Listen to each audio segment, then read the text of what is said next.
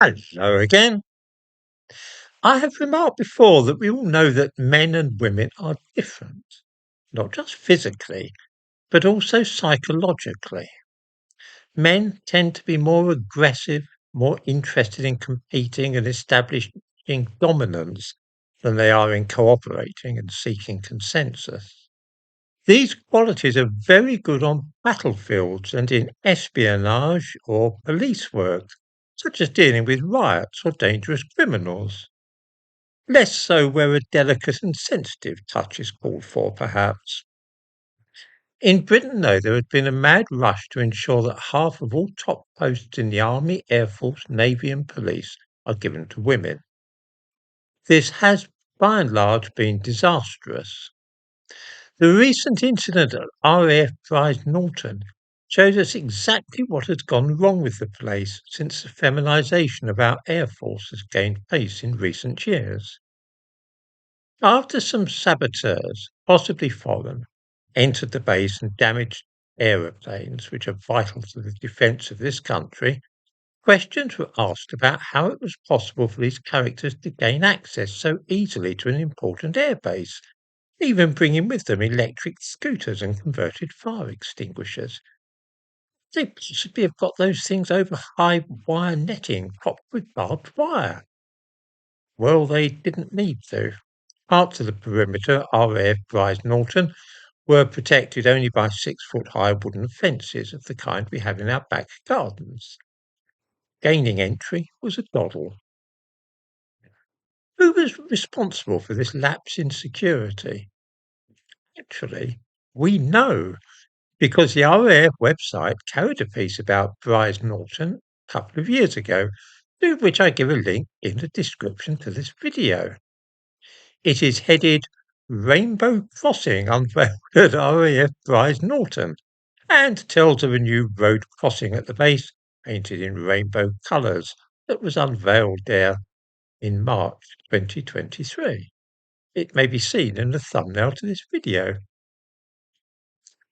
This enterprise was organised by the Defence Infrastructure Organisation at RAF Brize Norton.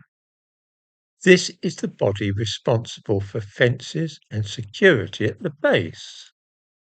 We read that it was the work of a woman called Sarah Hayes, who is Estates Facilities Manager at the base, responsible for barriers and fences.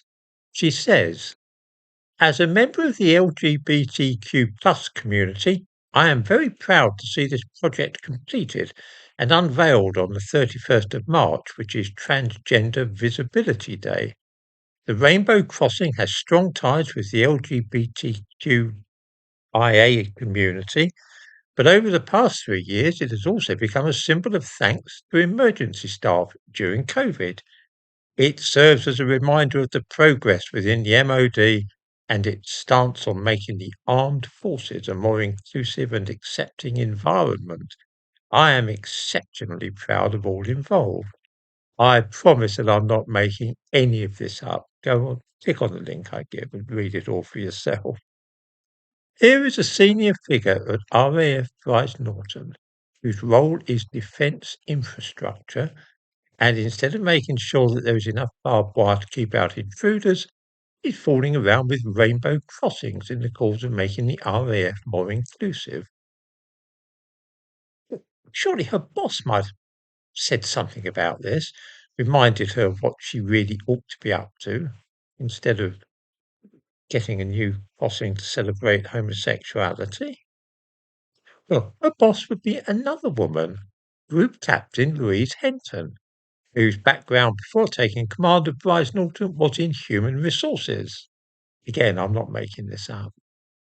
In 2019, this woman, Group Captain Henton, wrote an essay for the journal Air and Space Power Review, in which she said, and I quote, "Personality traits such as patriotism and bravery are viewed as desirable within the military.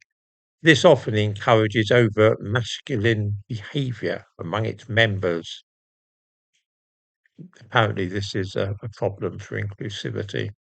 Can you imagine?